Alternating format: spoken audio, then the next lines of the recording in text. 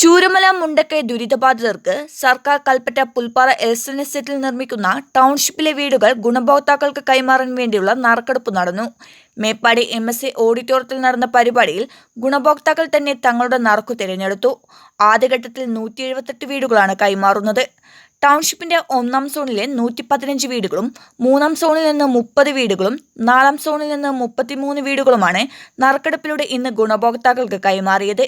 നറുക്കെടുപ്പ് കഴിഞ്ഞ ഉടൻ തന്നെ വീടിന്റെ രേഖകളും പട്ടയവും ഗുണഭോക്താക്കൾക്ക് കൈമാറി.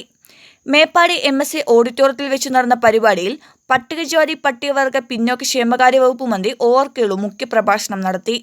ദുരന്തത്തിൽ കടകൾ നഷ്ടപ്പെട്ട ആളുകൾക്കും അതിവേഗത്തിൽ നഷ്ടപരിഹാരം നൽകുമെന്ന് അദ്ദേഹം പറഞ്ഞു.